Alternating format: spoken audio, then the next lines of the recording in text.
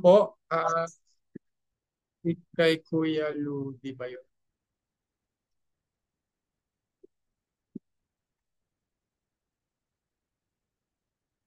Kuya Debong, papasok na.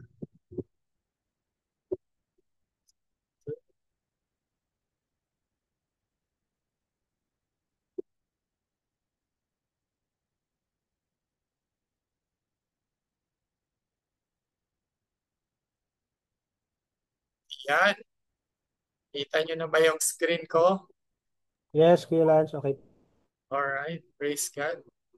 So, ito yung topic natin today. So, the three praises or phases pala of salvation. So, may idea ba kayo? Sino bang may idea dyan? Taas nga ang kamay. Anong idea mo about this?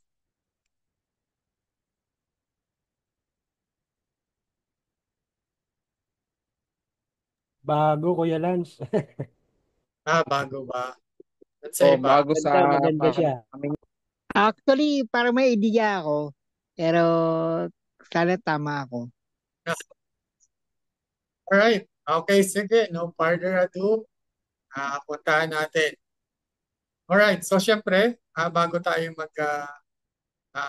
punta doon sa main topic, ano muna yung meaning ng salvation? Kasi baka doon sa iba, ano ba yung salvation? Ano ba yung kaligtasan na yan? Diba? And very important yun na sinisimula natin doon sa talagang important. So, sabi dito, salvation is God's gracious act of rescuing us from sin. Lahat tayo, namatay si Lord Jesus para sa atin. Giving us forgiveness. So, ang mga kasalanan natin, pinatawad. And then, meron tayong new life. Since sinanggap na natin si Lord bilang Panginoon at tagapagligtas, so meron na tayong bagong buhay. Di ba? Sabi sa Corinthians. And then, meron tayong kapayapaan. And everything na kakaharapin natin, there is peace, there is hope waiting for us because of our salvation. And, syempre, eternal life through Christ Jesus. Iba yung pinangako niya sa atin na makakasama natin siya sa kabilang buhay. So, doon sa mga nandito, meron pa bang hindi nakatanggap kay Lord bilang Panginoon at tagapagligtas?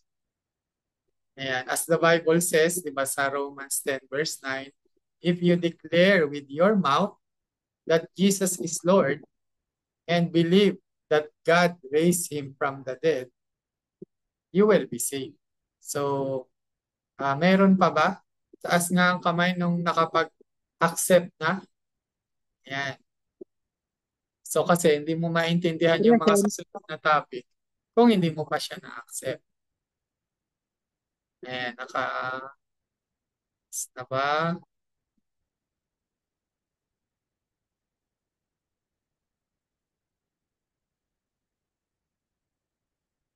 Alright, so, pleto na ba sino ba ang hindi pa?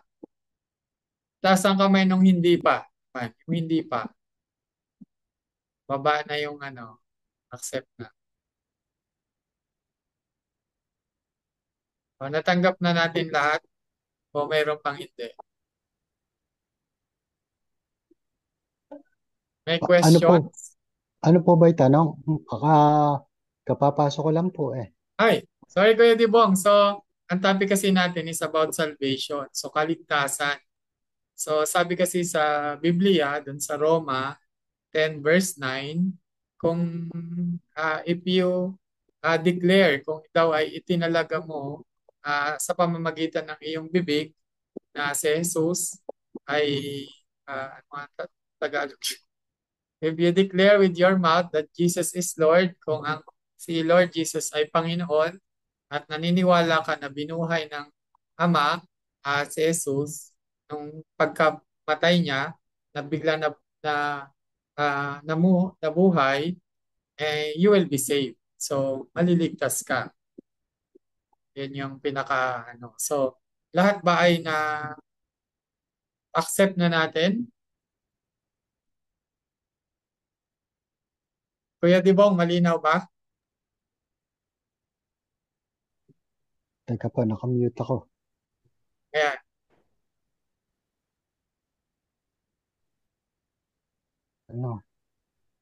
Yan. Ay, Yan, nakamute ka ulit, Kuya Dimo. O, eh. okay.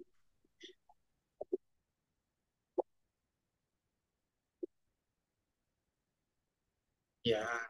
Alright. Okay na, Kuya Dibong? So, nakamute ka uli eh. Just wanna make sure bago tayo magpatuloy. Ayan. Ate Marilyn, may question po ba kayo? O you accepted na, no? Yes po, Brother Lance. Amen. Praise God. Okay. So, ikaw, Kuya Dibong?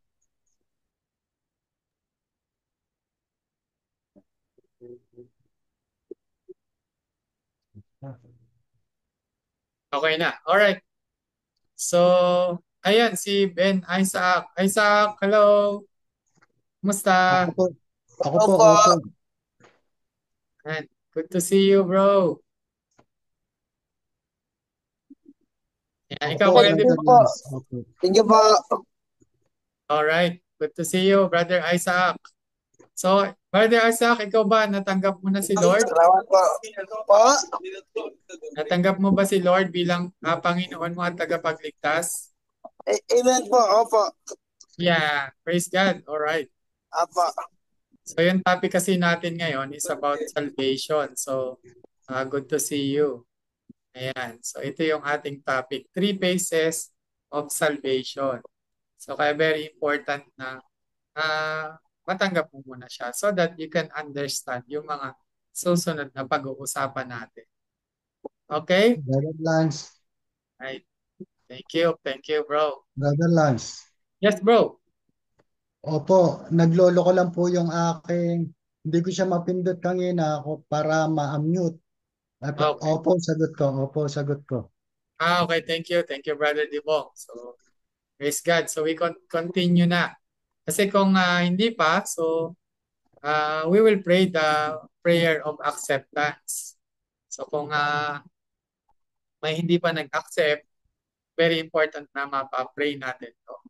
So, who suggest na gawin ulit natin? So, hindi naman kailangan but for others na kailan ko ba na-accept or baka hindi ko na matandaan or we want to show other people how to pray as well or para maalala mo to in times na isa ka that you really want to reflect.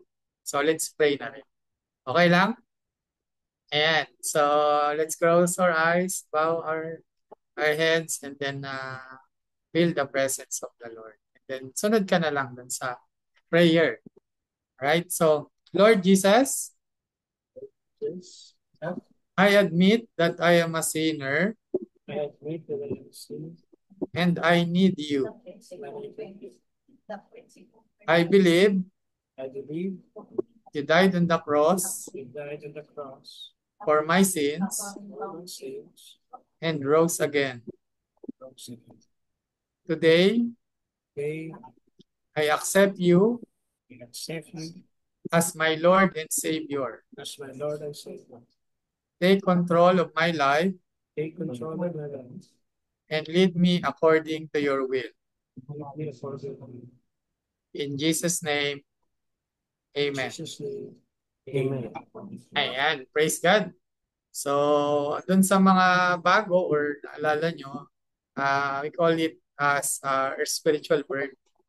So, now, if you're sincerely natanggap siya, so the evidence of your acceptance is your life being transformed. Okay, so may transformation. So, ano ba yung 3 phase na yon? So, mayroon daw 3 dimensions. So, una is yung past. So, dati tayong makasalanan. So, we are being justified. Diba? Justification save us from the penalty of sin through faith in Christ's atoning sacrifice. So, mamaya pag anuhin din natin yan, but yun yung magiging dimension niya na yung mga nakaraan natin. So, lahat ng mga kasalanan natin ngayon or even ano, you call this, mga kasalanan is already justified because of the blood of Jesus Christ. Ayan. And then yung sunod is siyempre yung present. Kung may past, may presence. Kaya nga, di ba, pagka may nag-testimony, ano ka ba dati? So, ganito yung ano mo, sinishare mo yung mga past sin mo, and then ngayong nakilala mo na si Christ, na-realize mo na, ay, mali pala yung mga ginagawa ko dati. So, ngayon, unti-unti kang nagbabago. So, present is called sanctification. So, may process na dinadalisay tayo. So, hindi naman agad na, okay, tinanggap ko ngayon. Yes, ano na ako, hindi na ako nagkakasala. Diba? Parang ngayong present, sanctification empowers believers to grow spiritually and resist sin, fostering a closer relationship with God. So, obviously, lahat tayo nandito sa stage na to. Walang makakapagsabi na nandun agad tayo sa glorification kasi ano na yan yun na yung dating ni Lord Jesus Christ. So presently, we are all being sanctified. Diba? Yes, we are saved. Now, practice yun natin, salvation, diba? Nilalayuan natin yung sin. And then, syempre, ongoing salvation encompasses ongoing journey with Christ. Nag-grow tayo sa ating journey with Christ, assuring believers of security, hope, and purpose in their lives. Okay? And then, doon naman sa future natin is glorification. So, past is justification, present is sanctification, and then future is glorification. Glorification promises believers a transformed body. Ito na yung, wala ng sorrow, wala ng pain. Diba? Glorified bodies, strong bodies with the Lord. And transformed body and eternal life free from sin and suffering in heaven. So, yan na yung ating mga minimithi. Alright? Nagets mo? Meron ka na bang konting idea? Ganun pala yung pagtanggap ko. Kala ko, ano kala. Pero siyempre, ina-exercise natin. While we are waiting, yung present natin is inaano tayo, sinasanctify. Alright? So, pagka may question, taas lang ng kamay and Brother Dondon will answer. And then, magtutulungan natin. Alright? Ayo. Okay. So, justification. Okay? Ito yung I was saved. Diba? Na tinanggap ko si Lord. So, naramdaman ko that I was saved. Diba? Ito na yung past. So, this is a moment the person believes in Jesus and is declared righteous. Kahit ba makasalanan pa siya because sa eyes ni Father God, si Lord Jesus na yung nakikita. So, nako-cover ni Lord Jesus yung mga kasalanan natin because He already died for us. So, justification is the declaration of righteousness, diba? Before God. So, when we accept Jesus as our Lord and Savior, diba? So, we are declaring na we are righteous before God because we accept our Lord Jesus Christ. Ayan. And occurring at the moment of faith in Christ. So, it signifies being saved from the penalty of sin. Diba? Kung hindi mo nakilala si Lord, so, ano yung penalty ng sin? Diba? Death and punta na tayo sa hell. But because of our Lord Jesus Christ, we are saved. Diba? So, believers, sin and assures believers of their secure standing in grace. Right? It's only by God's amazing grace. And this is one-time event marks the beginning of the believer's journey in Christ. So, ibig sabihin nito, namatay na si Lord Jesus Christ sa cross. So, one time lang siya. Kumbaga, tinubos na tayong lahat. Diba? Pero yung mga past, present, and even future na ipapanganak pa that will also live. So, yun ay nagawa na. Kumbaga, all our sins are already paid we are already justified. Diba kung halimbawa may utang ka and then may nagbayad na iba, so bayad na yon. Kumbaga hindi mo na ano siya dahil even lahat ng future mo, bayad na rin. Bayad na rin ni Lord Jesus Christ. And we can never do that. It's only our Lord Jesus Christ who can do it. Ayan. So, paano ba yon? Ano bang nangyayari? Okay. So, God forgives your sin. Okay, sabihin nga natin yon. God forgives your sin. Alright, di ba? So, sabi nga dun sa Ephesians 2:8 to 9, by grace you have been saved through faith. Di ba? Not of all your good works. It is a gift of God so that no one can boast. So, you have been forgiven by God's amazing grace. Diba? Wala kang ginawa dito. It is a gift. Diba? Regalo na nung tinanggap mo, pinuksan mo yung iyong regalo. Kaya nabubuhay ka na ngayon na saved. That's why you always want to do God's work. Diba? Good work. Alright? Because of your salvation. Not the other way around. Diba? Because yung formula natin, tandaan nyo, sorry, may aso. So, formula natin is faith in Jesus equals salvation, resulting in good works. So, by God's grace, we are saved through our faith.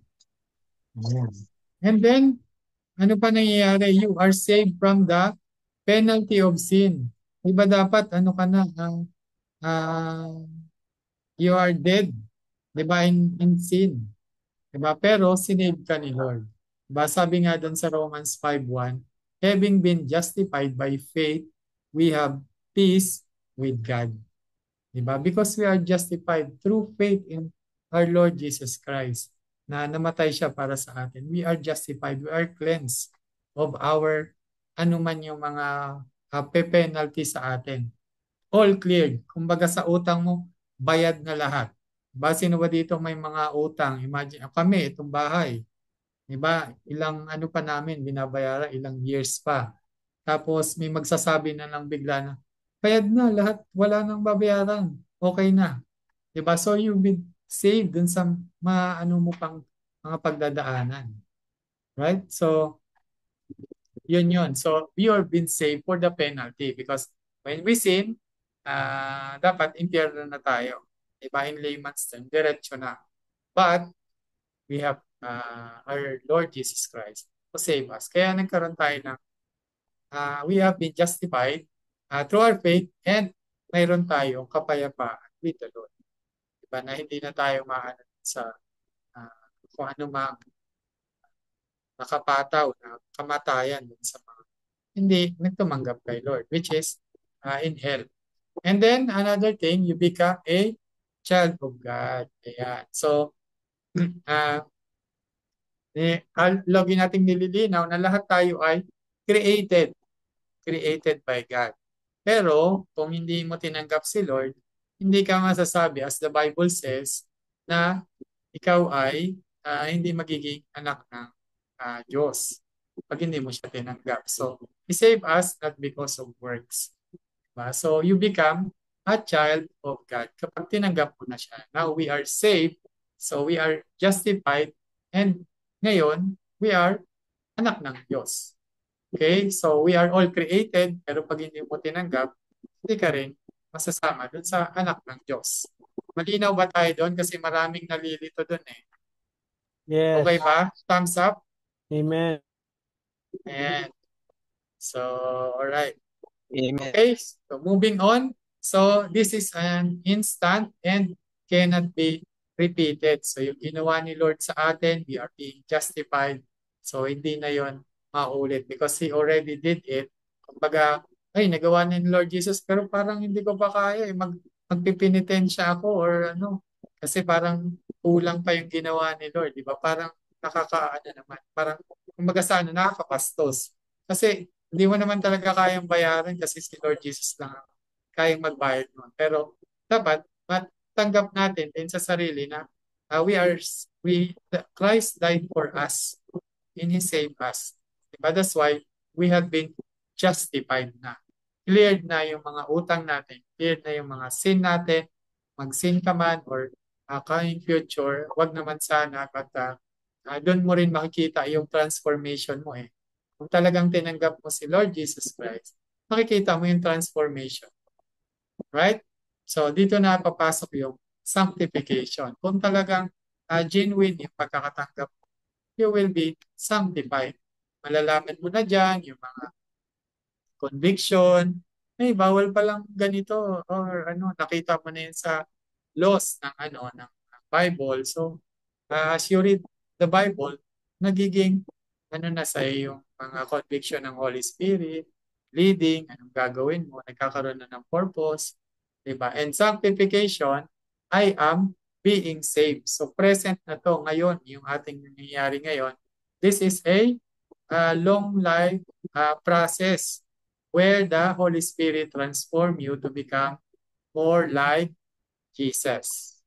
Itin nga natin yon, to become more like Jesus. So, it's a high standard, but it's our aim to be more and more Christ-like every day. Tanungin mo sa sarili mo, Christ-like ka ba ngayon kaysa kahapon? Diba? May Christ-like ka ba ngayon kaysa kahapon? So, we are being transformed by the Holy Spirit. Okay? So, dito, yung sanctification is the ongoing process of being transformed into the likeness of Christ. So, it represents a believer's spiritual growth empowered by the Holy Spirit through daily choices and practices. Okay, so very important to, madaling basahin. Through daily choices and practices. Pero sa action, sa practice, talagang napakahirap. And you always need to, yung choice. Diba? You always choose God's way. You always choose God's side. Diba? Yung way ng Lord. Kahit mahirap, kahit pa magulo, you always follow the Lord. Kaya very important na we read the Bible. Especially that we are now saved. Kailangan basahin natin ng basahin. Diba? Para lalo tayo mag-submerge dun sa salita ng Diyos. At may sa buhay natin. Kasi hindi mo maisa sa buhay ito kung hindi mo alam. Diba? Paano ba isa sa buhay? Hindi ko naman binabasa yung Bible. So parang ano nangyayari? Diba? So being sanctified is you really have to dig into the Word of God para magawa mo tong daily choices and practices. Diba? Being empowered by the Holy Spirit. And this phase, itong sanctification, emphasizes continual change. Ulitin nga natin, continual change. Ayan, patuloy tayong nagbabago sa pabuti sa pabuti yung ating mga characters. Where one's character and actions align more closely with God's will. Alright, gets mo na? Kaya diba tayo, sinisactify pa tayo. Walang makaka-perfect. But eventually, you really have to try and try and try. Kaya very important na sa mga decisions mo. Lord, mag-join ba ako ng PWD Fellowship? Nandito na yung mga ka-group ko sa ML. Nandun na sila, hinahatak na ako. Next week na lang ako mag-join. Or, saka na to, pwede naman ako maglaro mamaya. Nahin ko muna tong PWD Fellowship. Baka may kausapin ako ni Lord or may matutunan ako. Diba? So, it's a daily choices talaga. Diba? And very important na since being sanctified, you want to surrender to the Lord. Diba? And you want to do His will sa lahat ng mga ginagawa mo every day. So, kaya, you really have to, makikita dito yung character mo is being changed, being transformed. Diba? And your actions align closely to the will of the Lord. So, ano bang nangyayari? So, God changes your heart, character, and habits. Papansin mo ba yon? Dati, okay, mag-iinom ako, 10 bote, Ngayon, 8 na lang. And then, bukas, 6 na lang. Hanggang sa 4 na lang, 2. And then, ayoko na. Ang takla. Hindi ko na gusto lasa. Diba? That's is sanctification. Hindi sinasabing, may mga tao na, tinanggap ko si Lord and then, na-realize ko. Then, tinalikuran niya. May mga ganon. But tayo, may kanya-kanya tayo pace, kanya-kanya timing ng transformation. Depende sa pagkakatanggap natin. Kaya nababago yung heart mo. Diba? Toward things, naiiba na. Diba? Yan. So, basahin natin yung verse. So, Philippians 2:13. So, this is just a short, work out your salvation for God works in you. Ano ba ibig sabihin ng work out your salvation? So, parang yung katawan mo, may muscle ka, di ba? So, save ka na. Okay na yon, di ba? Tapos, kailangan mo siyang i-work out. So, siyempre, buhay ka pa. So, inaano mo siya, ini-exercise mo. So, ano ba ang buhay ng isang saved na Christian? Ano ba yung pamumuhay nun? Babasa ng Bible, nagsiserve, not only sa church, sa ibang mga bagay din, sa family. Kaya di ba may mga Christian tayong ano bang nangyari dito sa anak ko? Ang dati, ang gulo-gulo ng kwarto, ngayon sobrang linis. Tapos nung isang araw, nakita ko nakaluhod, nagpe-pray. Ano nangyari sa kanya? Diba? Those things are changes na bilang safe, na-exercise niya yung salvation niya. Diba? Yung dating magagalitin. Ngayon, ba, may binangga na eh. Siya pa ang nag-sorry. Inano niya pa yung kung nasaktan yung nambangga sa kanya. Ano nangyari yun? Dapat galit na yun, namamaril pa nga yun. Diba alam mo yan, yung mga ganong pagbabago will really change because yung seriousness or nung genuine acceptance niya and gusto niyang sumunod talaga sa diba? And life is being changed for the better. Even yung mga habits natin, it will change. Diba? Kung dating tagal-tagal mo magpatawad, talagang kahit paanong gawin niya, pinadalahan ka na ng mga kung ano-ano, talagang wala. But now, nakilala mo si Christ, you accepted Him. Talagang bago pa siya magsabi, I forgive you. Ano yun? Pag-usapan natin, diba? Nag-iiba yung character. So, ganun ka ba? Ha? Yeah. So, praise God, no? So, another one, ano ba nangyayari? You are saved from the power of sin. Paano ba yung mga power of sin na yan? Mga lust of the flesh, lust of the eyes, pride of life. Ba yan? Lahat ng mga sin. Sabi nga dun sa 2 Corinthians 3:18, being transformed into His image. Ano ba yung image ni Lord? He is holy. Diba? Walang bahid dungis. He is good. So tayo, unti-unti rin na dinadalisay din ni Lord. Diba? Like gold. So we are being, kung dati, yayain ka ng barkada mo, tara, inom tayo. Or tayo dito. Tingnan mo tong na to, porn na to. Diba? Ano na sa iyo yun? Kumbaga, ayoko nang tingnan yan. Or iwasan mo na yung mga barkada mo na hindi magandang influensya sa iyo. And as the Holy Spirit leads, diba? You are being protected. Mayroong wisdom, mayroong conviction ng Holy Spirit na dati ay parang kalos ka na. Ngayon, parang ang soft-soft ng heart mo na ayaw mo na gawin yung mga masasamang bagay na yun na natutunan mo or naging influensya sa iyo. Kaya you are saved from the power of sin. Diba? Kaya minsan if you are being tempted, di ba? Pinapaalala ka, mag-pray ka o recite mo yung naalala mong verse. Di ba? Or mag-preach ka sa sarili mo. But those things are just an example paano binibigay ng Holy Spirit yung para labanan or isave niya tayo from sin. And then syempre, spiritual growth and maturity happens here. Is present. Ngayon. Spiritual growth. Kaya isa sa mission natin dito, covenant natin is magkaroon tayo ng spiritual growth.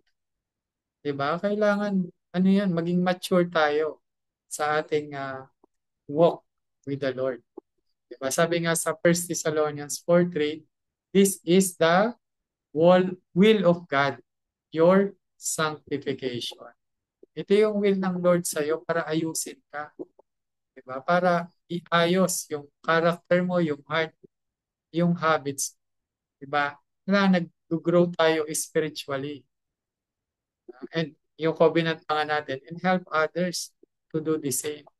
'Di ba? And being sanctified is we really want to grow and ma-mature sa lakad natin sa Lord.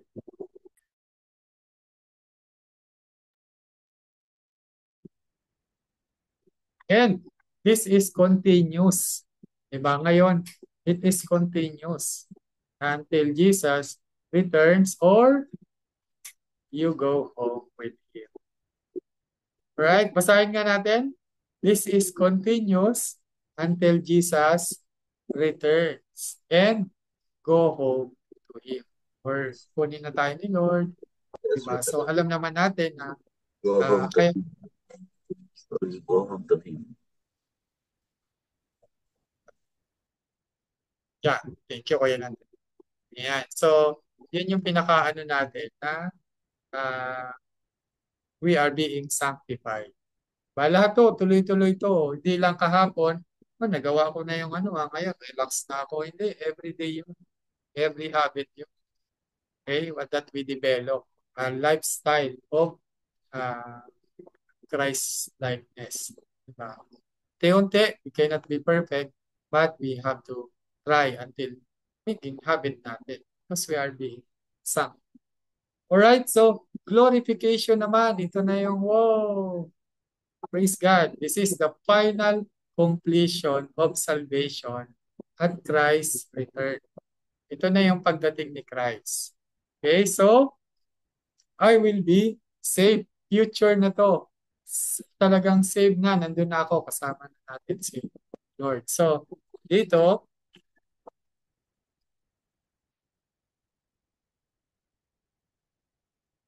may lamok. Ayan, so glorification represents the fulfillment of salvation. Okay, so where believers will experience complete holiness. Ayan, and receive a new body. So it's called glorified body. Diba? So the future aspect assures of our ultimate eternal state in God's presence. Kasama na natin si Lord, free from sin and its effects, culminating in perfect communion with Him forever. So, kasama na natin si Lord forever. Diba? So, ito na yung pinakamimiti natin. Kung ano, kumbaga sa running, ito na yung finish line. Diba? Talagang, nandun na tayo. And so, paano ba yung nangyayari? So, una-una, you receive a glorified perfect body. Pagdating natin doon, talagang welcome tayo ng Lord. And we receive our glorified bodies. Wala na tayong wheelchair, wala na tayong mga kapansanan. We are all a perfect body na doon sa pagkakaloob ni Lord sa atin. Sa scriptures yan, kaya we really have to, ako, isa rin sa mga talagang, it always motivates me na this life is really temporary. At kapag natapos to, ando na yung reward ko that God will give me a glorified body. So strong. Wala ng pain, wala ng sorrow. Sabi nga sa Romans 8:30, then He justified, He also glorified. So, since na-justified na tayo because of Lord Jesus Christ, we are also being glorified. Diba? Yung ating body, having kasama na natin si Lord, it's really puspos tayo ng kaluwalhatian. And, syempre, no more sin, no more pain, no disability, sickness, or weakness. Diba? Wala na yung mga yon. Okay? So, Sabi nga dun sa Romans 8:23, waiting for the redemption of our bodies. Diba? So yung buo dito is not only so, but we ourselves who have the first fruits of the Spirit grown inwardly as we wait eagerly to our adoption to sonship, the redemption of our bodies. Diba? Talagang, wow, praise God. It's a joyous occasion na talagang finish line na. Wala na yung mga sin na yan and effect ng sin sa katawan natin. Wala ng sickness and weakness. Ayan. So sabi nga sa 1 Corinthians 15:50-53, we will be changed, clothed with immortality. Ayan. So sometimes there are na mahirap siyang tanggapin, but being immortal, hindi na mamamatay, nandun na tayo kasama ng Diyos habang buhay. Kaya nga dalawa lang yung choices natin, di ba? So either mamuhay tayo, tanggapin ng Lord, at either langit or impyerno lang yung pupuntahan natin. So habang nabubuhay pa tayo, especially sa present natin, while being sanctified out, lang.